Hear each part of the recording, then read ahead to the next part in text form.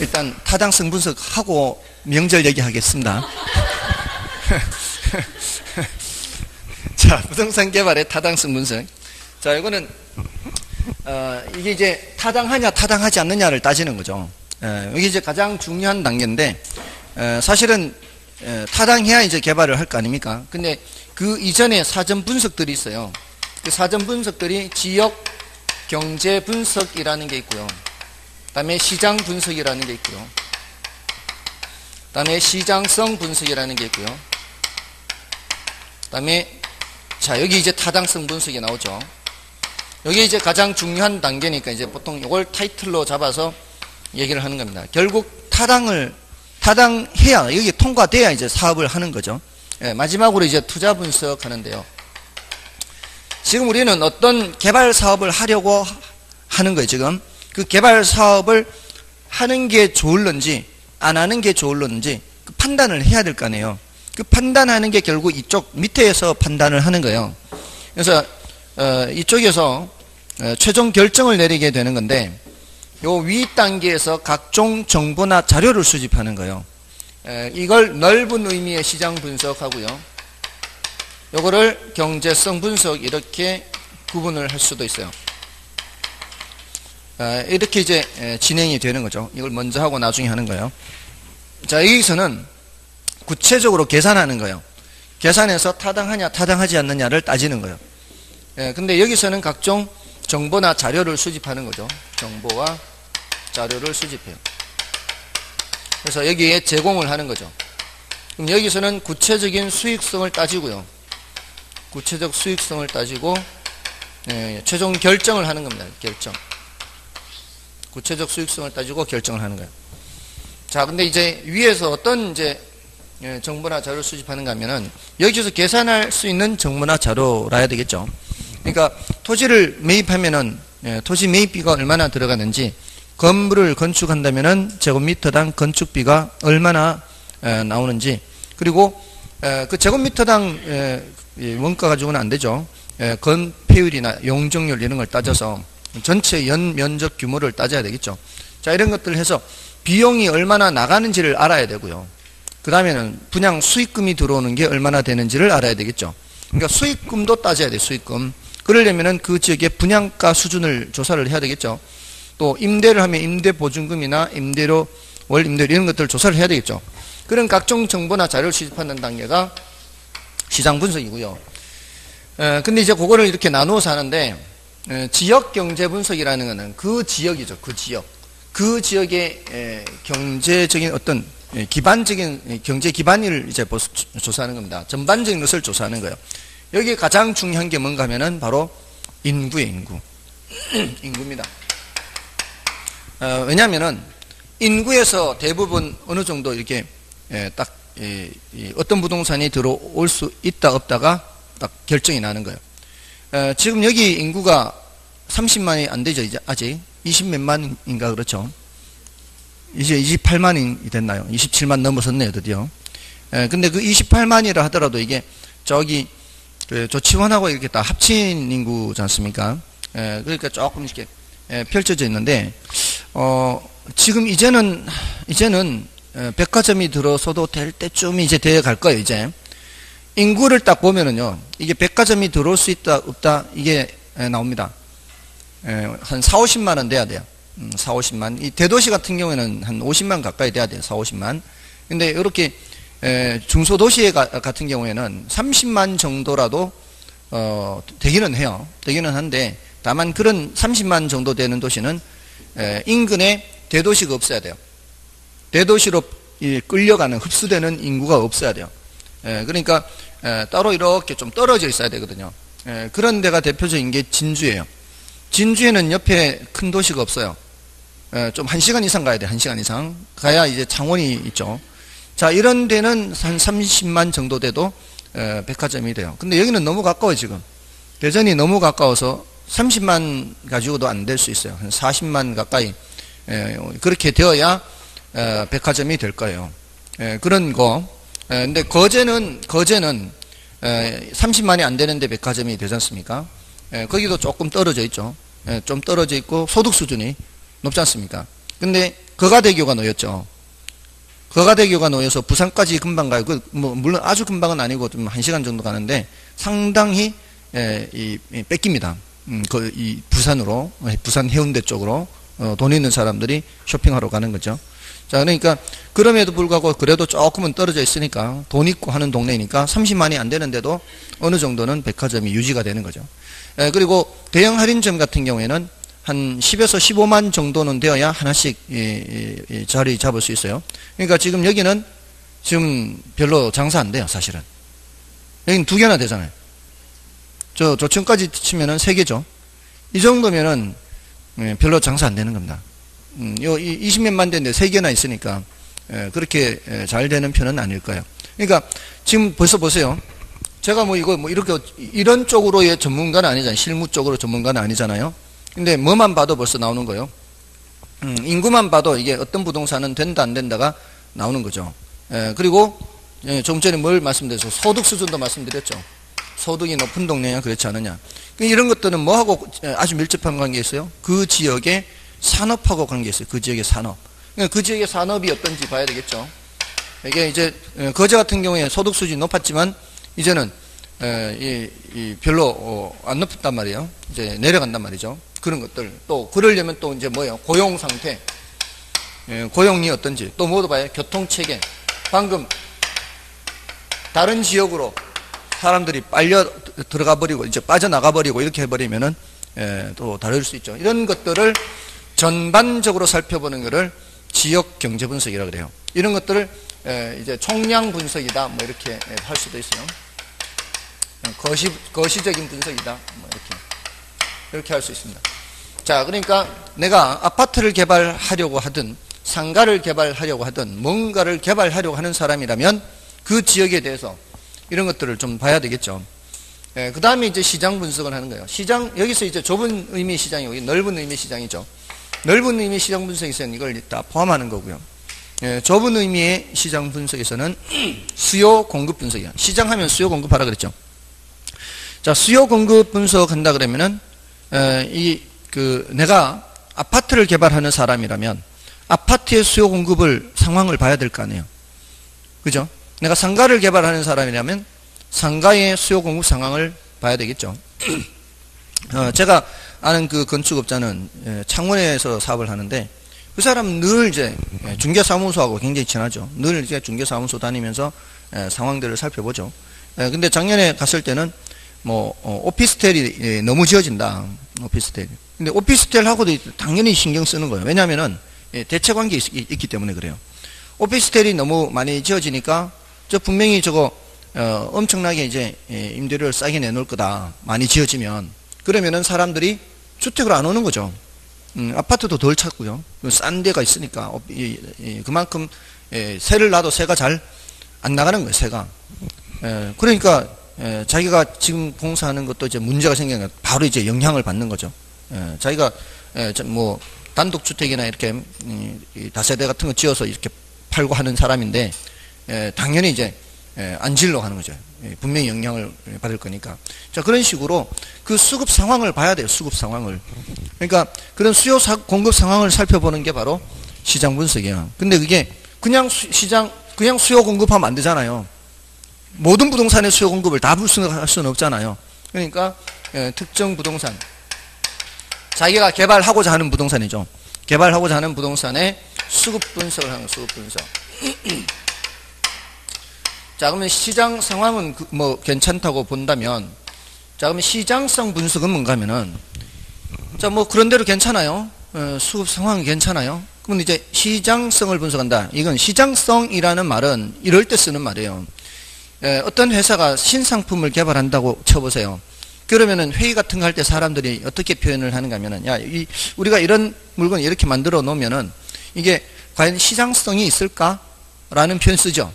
시장성이 있다, 없다 이런 표현을 쓸 때는 구체적으로 어떤 상품을 개발한다라고 할 때 그 물건이 얼마나 사람들한테 호응이 있느냐, 좀 이렇게 어필할 수 있느냐, 이런 거 얘기할 때 시장성이 있을까라고 하죠. 그러니까 시장성이 있을까라는 표현을 쓸 때는 구체적으로 어떤 물건을 놓고 하는 얘기죠. 딱 그 물건을 놓고 그러니까 지금 시장성 분석이라고 할 때는 내가 지금 개발하려고 하는 그 부동산이 있을 거 아니에요.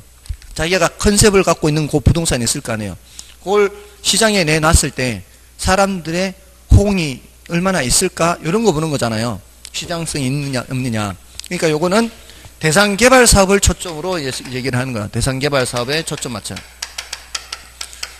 대상 개발 사업에 초점을 맞춰서 얘가 얼마나 주변의 다른 부동산에 비해서 분양이 될란지, 임대가 될란지, 그거 가능성을 보는 거예요. 매매 또는 임대 가능성.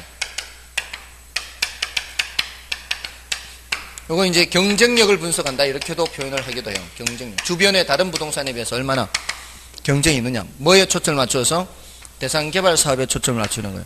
이런 것들을 단어의 뜻을 구별하면 되는 거예요. 그러니까 어감에서 어느 정도 느낌이 오면 돼요. 요 물건이 시장성이 있을까? 이런 게. 그 대상 개발 사업에 초점 맞춰서. 자, 근데 이제 이런 과정에서 이런 분석들을 해야 돼요. 앞에 뭐 이런 흡수 분석도 해야 되고요. 여러 가지 자료를 수집을 해야 돼요. 이런 흡수 분석을 해야 시장 상황이 어떤지 파악할 수 있지 않습니까? 이런 걸 파악을 해야 내가 분양을 하면은 첫 달에 얼마 정도 분양이 되고, 둘째 달에 얼마 분양이 되고, 셋째 달에 얼마 분양이 되고, 이런 분양 수익금이 어느 정도 들어오는지 간파를 할 수가 있지 않습니까? 그래야 뭐를 할 수 있는 거예요? 여기 내려와서 계산을 할 수 있는 거예요. 계산. 그러니까 여기서는 구체적으로 계산하는 거예요. 위에서 수집된 자료, 정보를 이용해서 구체적으로 계산하는 거예요. 그러니까 구체적 수익성을 여기서 계산하는 거예요. 그러려면 뭐를 계산해야 돼요? 현금 수지 분석해야 되죠. 돈이 들어오고 나가는 거를 분석하는 거예요. 돈이 들어오고 나가는 거. 자, 그러면서 이제 여기는 주로 화폐의 시간 가치를 고려하는 방법으로 이 투자 분석 기법을 하는 거예요. 그래서 순순히 이렇게 화폐 시장 가치를 고려하는 거예요.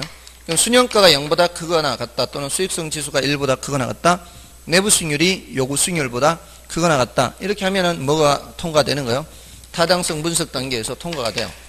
그러니까 타당성 분석 단계에서 통과가 된다는 얘기는, 예를 들어 A도 통과됐고 B도 통과됐고 여러 가지 대안이 있을 때, 여러 가지 대안이 다 이렇게 통과가 된다는 얘기는 얘네들이 순영가가 0보다 크거나 또는 수익성 지수가 1보다 크거나 내부 수익률이 요구 수익률보다 크거나 하다는 얘기예요.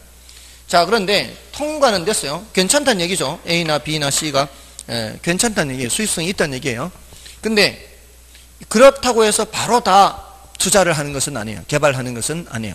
왜냐하면 내한테 10억밖에 없는데, 내가 갖고 있는 돈은 10억밖에 없는데 얘는 3억이 필요하고 얘는 4억이 필요하고 얘는 5억이 필요해요. 돈만 있으면 다 할 수도 있어요. 경우에 따라 돈만 있으면 다 할 수도 있는데 지금 돈이 모자라죠.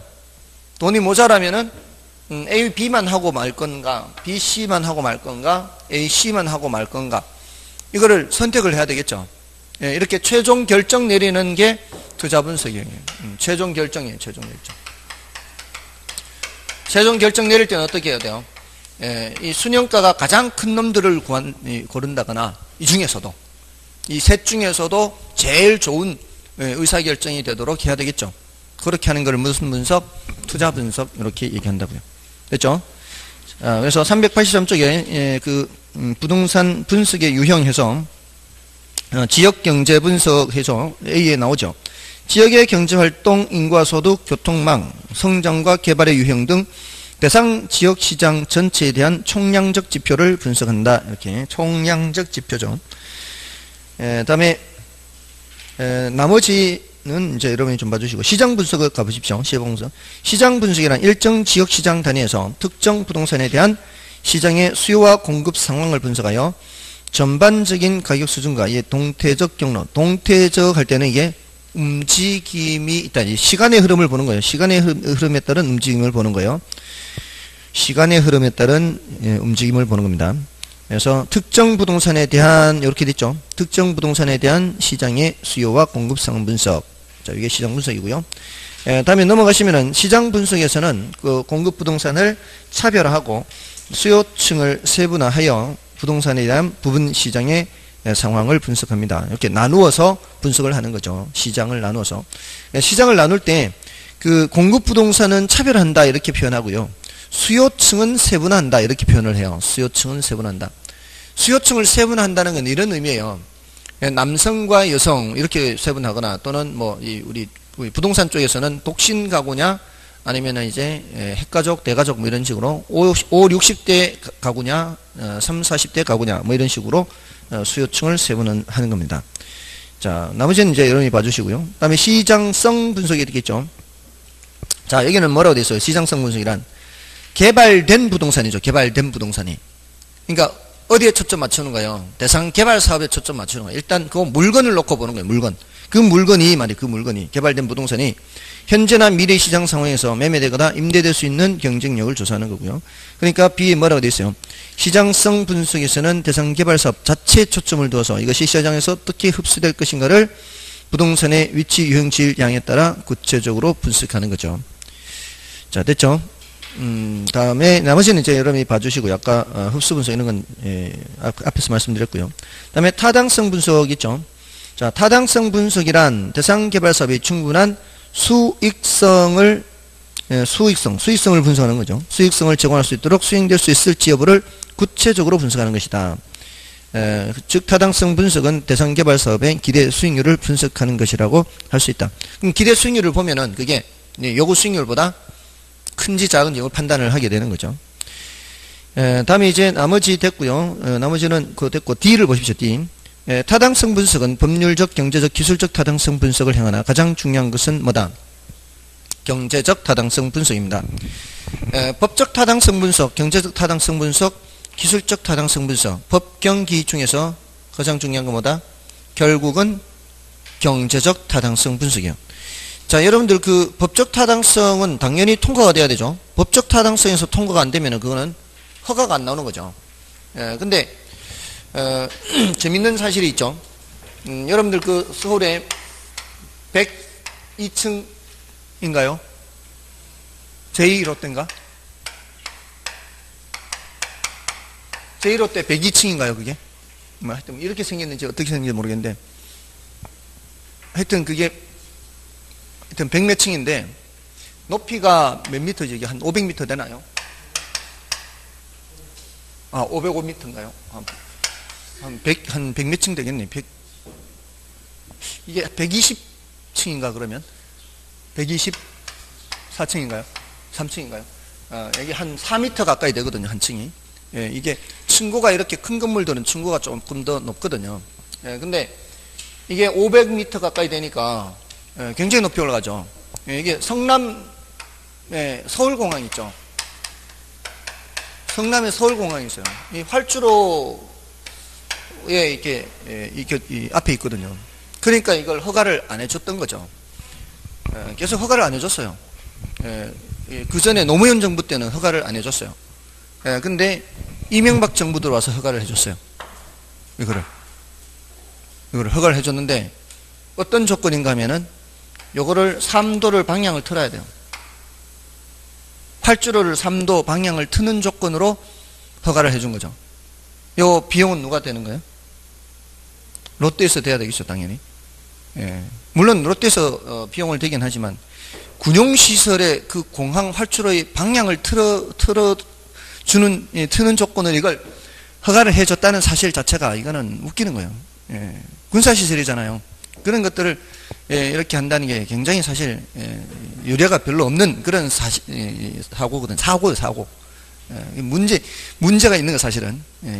이것도 파헤쳐 볼 필요가 있는 거 사실은. 그죠? 있을 수가 없는 거 사실은. 아무튼 결국은 돈이 더 드는 거죠. 롯데 입장에서는.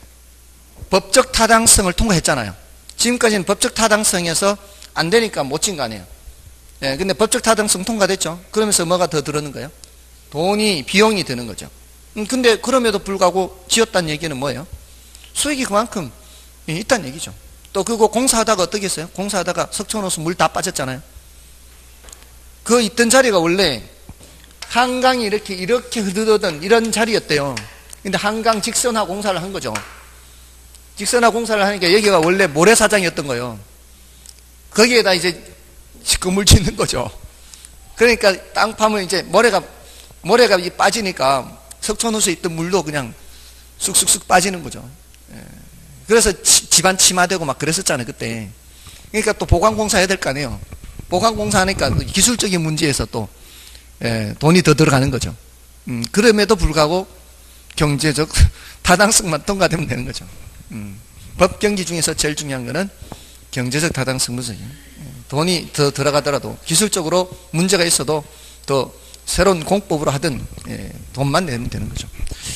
그런 얘기예요. 그 다음에 투자 분석, 미음에 투자 분석에서는 대상 개발 사업을 다른 투자 대안과 비교 분석하여 투자 여부를 최종적으로 결정하는 최종 결정. 자, 그러니까 여기 자, 이 다 통과가 돼도 가장 좋은 몇 개를 선택해야 되겠죠. 가장 좋은 몇 개를 선택해야 돼요. 그게 이제 무슨 분석이다? 투자 분석이다. 이렇게. 자, 넘어가셔서 이제 부동산 분석의 체계 보시면은요. 시장 분석, 경제성 분석 이렇게 나눠 있죠. GCC 타투 이렇게 돼 있고. 자, 그 동그라미 1번을 보면 이제 오해를 하시지 마시라고 지금 체크를 해 드립니다. 거기에 부등호 표시가 돼 있잖아요. 부등호로 표시된 것은 상위 계층의 분석에는 그보다 하위 계층의 분석이 포함된다는 것을 의미해요. 즉 상위 계층인 시장성 분석에서는 하위 계층인 지역 경제 분석과 시장 분석의 내용이 포함된다. 자, 이걸 오해하지 마시라고요. 제가 지금 이걸 이렇게 썼다고 해서 순서는 이렇습니다. 이거 순서를 물은 적도 있어요. GCC 타투 순서도 물은 적이 있는데 이게 이렇게 보셔야 돼요. 지역 경제 분석은 토대가 되는 분석이다. 이렇게 봐야 돼요. 지역 경제 분석은 근데 그 위에 지역 경제 분석이 끝났다는 것은 자, 그 다음 단계로 넘어갈 단계가 됐다는 얘기죠. 그 다음 단계가 뭐예요? 시장 분석. 자, 이 시장 분석을 한다는 얘기는 어느 정도의 정보는 이미 확보하고 있다는 얘기예요. 지역 경제 분석에서의 정보까지는 확보하고 있다는 얘기죠. 이렇게 보셔야 돼요. 그 상위 단계는 이미 하위 단계의 정보를 포함하고 있는 상태다. 이렇게 보셔야 돼요. 그럼 시장성 분석을 한다는 것은 또 이게 확보됐다는 얘기잖아요. 그럼 위로 올라갈수록 아래 것들을 다 포함한다. 이렇게 봐야 돼요. 그러니까 상위 단계가 하위 단계를 포함하고 있다. 이렇게 보셔야 돼요. 아시겠죠? 그렇게 이해를 하셔야 돼요. 그래야 헷갈리지 않습니다. 다음에 나머지는 여러분이 좀 보시면 되고요. 자, 이제 밑에 공공사업의 민자 유치 방식이라는 게 있죠. 자, 이게 이제 꽤 여러 번 언급됐죠. 꽤 여러 번 언급됐는데, 자, 요게요, 뭐 어렵지가 않아요. 공공사업의 민자 유치 사업. 민자가 뭐예요? 민자가 뭐예요? 친구 이름이에요? 민자야. 민자는 민간 자본을 줄임말이에요. 민간 자본. 자, 공공사업이라면 민자가 아니라 공적 자금이 들어가죠. 공적 자금이 들어가야 되는데 왜 민자를 유치할까요? 민자를 유치하는 이유가 뭘까요? 그렇죠. 돈이 없어서 일단. 두 가지 이유인데요. 하나는 돈이 없어서. 공적 자금이 없으니까 민간 자금을 이제 끌어오는 겁니다. 두 번째는 뭔가 하면은 민간의 효율성을 도입하는 거예요. 공공주체가 하면은 굉장히 비효율적으로 건설이 될 가능성이 많아요. 근데 민간은 굉장히 효율적이잖아요. 이윤을 추구하기 때문에. 그래서 그 두 가지 때문에 민자를 유치하는데 우리나라는 민자를 유치하는데 오히려 공적 자금으로 하는 것보다도 더 비효율적으로 시행되는 것 같아요. 제가 단정을 지을 수는 없는데 기사 같은 것들을 보면은 기자들이 많이 취재하지 않습니까? 저는 뭐 그렇게 취재를 못하지만 지금 천안 논산 민자고속도로 있죠. 천안 논산 민자고속도로 또 무슨 서울 춘천 민자고속도로 자 이런 데가 다 민자고속도로예요. 근데 그런 데가 나라 세금을 빼먹는 구조로 돼 있다 이 말이에요. 그러니까 어느 정도의 수익률이 달성되지 않으면 그 모자라는 수익률을 정부에서 채워주는 구조로 돼 있거든요. 근데 여러분들 지난번에 가유순전호 배우셨죠? 자유순전후. 여기 뭘 빼요? 뭐 빼고 뭐 갚고 뭐 내고? 경비 빼고 빚 갚고 세금 내고죠. 그러니까 요 세금 내기 전, 세전의 수익률이 어느 정도 돼야 세금을 낼 거 아니에요. 그럼 세금 내기 전에 여기 뭘 갚아요? 빚 갚죠. 빚 갚는데 원금과 이자예요. 이자는 이제 비용으로 해서 털잖아요. 근데 천안, 논산, 민자고속도로 이런 데가 다 프로젝트 파이낸싱이 많아요. 민자고속도로 다 프로젝트 파이낸싱이에요. 근데 그 위에 사업주, 그러니까 이 프로젝트 회사 말고요. 그 천안, 논산, 민자고속도로 말고 그 위에 숨어 있는 그 회사들이 맥쿼리라는 호주 자본이 있어요. 호주 자본이 대주주예요. 근데 여기에서 천안, 논산, 민자고속도로 그 프로젝트 회사에다가 대출을 해줘요. 그 위에 회사가 그 고속도로 회사에다가 대출을 해준다고요. 그 대출 이자가 고리 이자예요. 고리 이자를 주고 있다고요. 그럼 고리 이자를 주고 나니까 별로 수익이 안 남죠. 수익이 적을 거 아니에요. 그 수익이 적은 걸 보전해 주는 거죠. 말이 안 되는 거죠. 말도 안 되는 거예요. 그런 경우가 허다해요. 허다해. 서울 지하철도 제가 예전에 그런 기사를 읽은 적이 있고요. 그것도 서울 지하철 9호선. 지하철 9호선이 그게 민자로 했거든요. 그게 이명박이 있을 때. 그것도 그런 구조로 돼 있고요. 그러니까 그게 엄청난 지방정부도 그렇고요. 중앙정부도 그렇고. 이게 이 정치인들이 제대로 안 하는 거예요. 이거를. 국민들이 감시를 제대로 못 하는 거예요. 그러니까 그런 것들을 다 하나하나 다 밝혀야 되거든요. 그 무슨 경전처리네 뭐니 하면서 뭐 이렇게 하잖아요. 자기가 했다는 걸 내세우려고 수익성도 안 맞는 거를 그렇게 해가지고 의정부 경전철도 그렇죠. 용인 경전철도 그렇죠. 의사결정했던 그 당시에 지방자치단체장들 다 싹 쓸어 넣어야 돼요. 아무튼 그런 이상한 구조로 우리나라는 운영되고 있어요. 그러니까 사실 이거를 수업을 하지만 막 수업하는 제 입장에서는 그냥 막 속이 터져. 그게 이제 BOT, BTO 막 이런 사업들이란 말이에요. 그 얘기를 하는 거예요, 지금. 그게 이제 BTO, BOT, BTL 뭐 이런 게 여러 가지 있거든요. 근데 그 중에서 BTO와 BTL 요 글자가 5글자거든요. BTO, BTL, BOT, BLT, BOO 이렇게 있는데 이 세 가지는 이거 두 가지만 알면 나머지는 뭐 자동으로 돼요. 여기서 이제 B는 빌드, 건설하다요. 건설. 빌드가 건설하다요. T는 트랜스퍼, 이전이에요. 이전. 트랜스퍼, 이전. O는 오퍼레이트, 운영이에요. 그 다음에 L은 리스. 리스 아시죠? 자동차 리스 하지 않습니까? 그 리스예요. 그 다음에 O는 오운이에요. 오운. 오운 하면은 소유하다거든요. 소유하다. 여러분들 왜 오너 하잖아요. 기업의 오너, 기업주 뭐 이렇게. 그 오운은 여기 하나만 여기 오운이에요. 나머지는 다 운영이에요. 오퍼레이트 운영. 자, 그럼 이게 뭐냐면은 트랜스퍼 이전은 소유권을 이전하는 거예요. 그러니까 TDR 할 때도 이게 나왔었어요. TDR. Transferable Development Right 할 때요. Development Right. 여기 이제 건설한 후에 이전을 하는 거예요. 누구한테 이전하겠어요? 정부한테 이전하는 거예요. 왜? 이게 공공시설이니까. 공공시설을 정부한테 이전하는 거예요. 그 다음에 운영권을 가지고 민간 자본이 운영권을 가지고 운영을 해서 그 투자 자금을 회수하는 거예요. 운영을 통해서.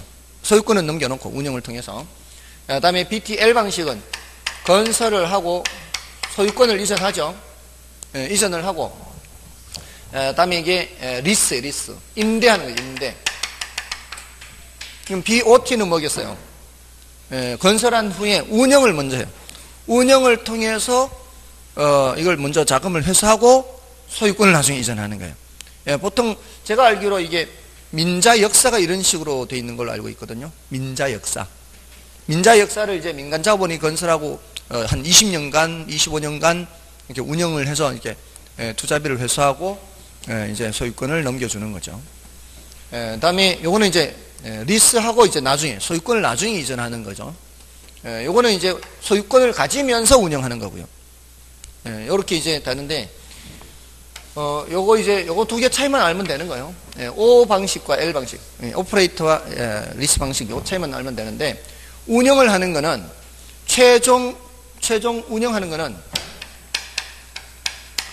최종 사용자로부터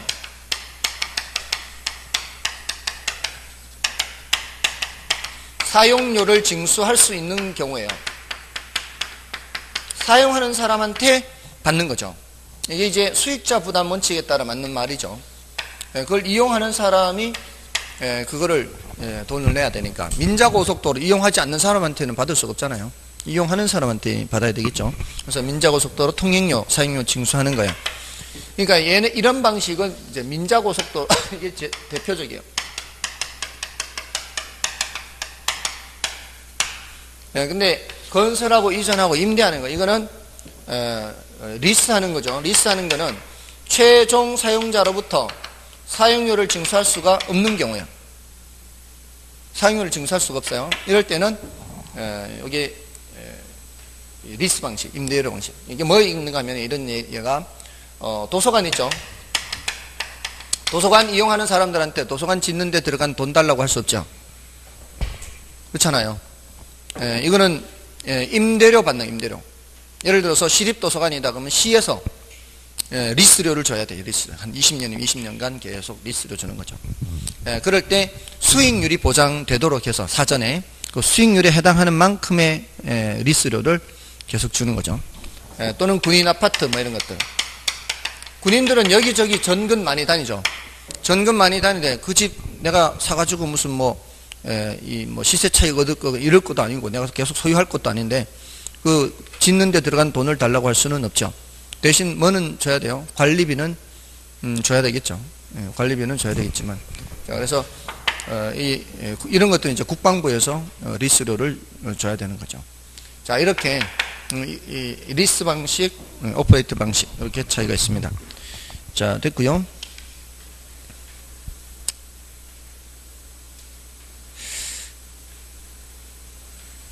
나머지는, 자, 뒤에 넘어가시면 입지계수, 경제기반 승수 있죠. 자, 요거를 이제, 간단하게 말씀을 드리겠습니다. 요거는 이제, 원래는 사실 중요는 조금 낮은데, 왜냐면은, 27회 때 출제가 됐죠. 최근 10년간으로 보면은, 두 번 출제된 거예요. 18회 때도 한번 나오기는 해서, 지난 11년간으로 치면 3번인데, 최근 10년간은 2번이죠. 모두 다 뭐로 출제됐어요? 계산 문제로 출제됐죠. 이거는 이제 어떤 개념인가 하면은 여러분들 예를 들어 어떤 지역이 어떤 업종에 특화되어 있느냐 이걸 보는 게 바로 LQ예요. LQ 이제 입지계수라고 하죠.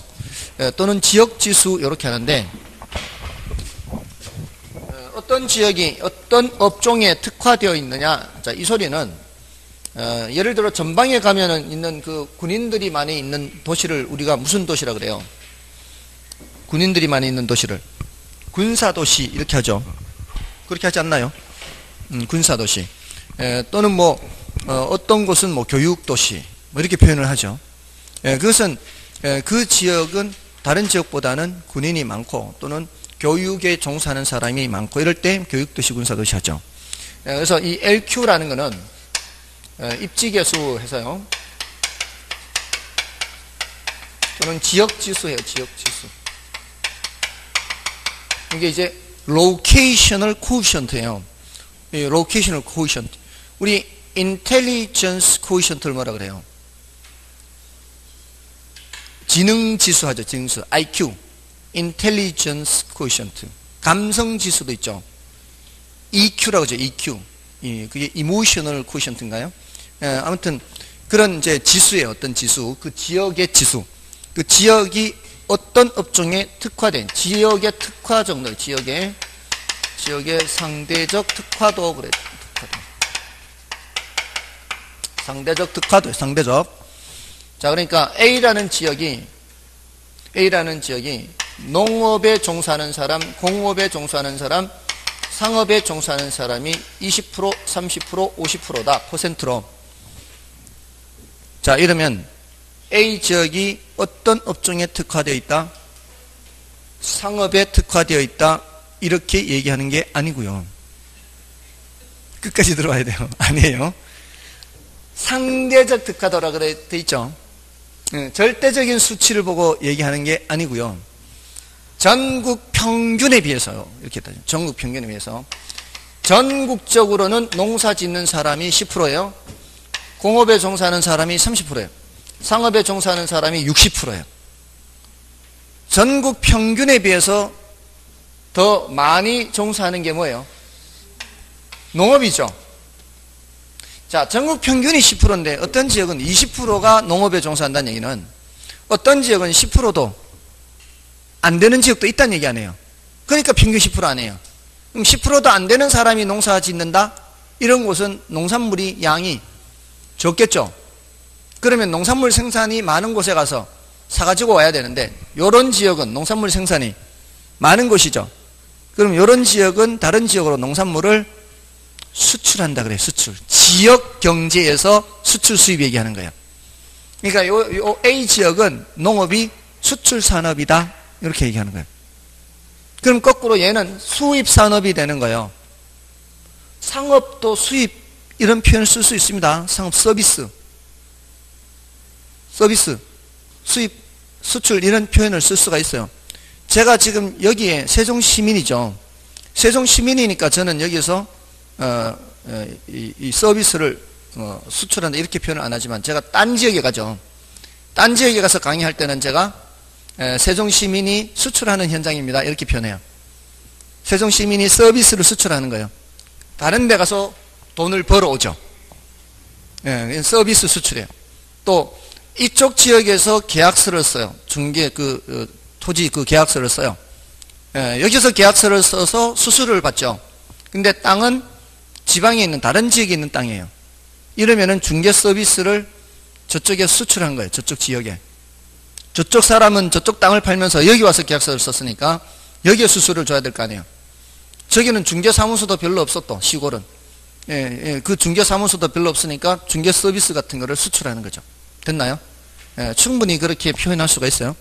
자, 그래서 LQ가 말이에요. LQ가 전국의 특정 산업의 고용비분의 지역의 특정 산업의 고용비 이렇게 표현을 해서 이 값이 1보다 크면 뭐 산업? 수출 기반 산업.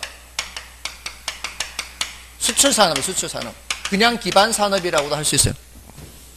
그럼 1보다 작으면 뭐겠어요? 수입 산업. 1이면은 자급자족 산업이에요. 자, 요거 판단하는 게 바로 뭐다? LQ. 기반 산업이냐, 그렇지 않느냐. 요거 판단하는 게 바로 LQ입니다. 됐죠? 그래서 그 계산하는 문제가 출제가 됐었거든요. 계산하는 건 이제 나중에 해드릴 테니까 3, 4월 달에 좀 주로 하겠습니다.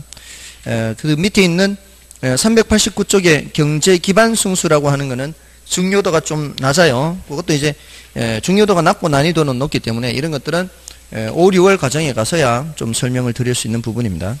자, 이렇게 해서 개발을 끝내고요. 다음은 이제 부동산 관리 활동, 그 다음에 마케팅, 다시 앞으로 가서 입지론, 요거는 좀 쉬고 할까요?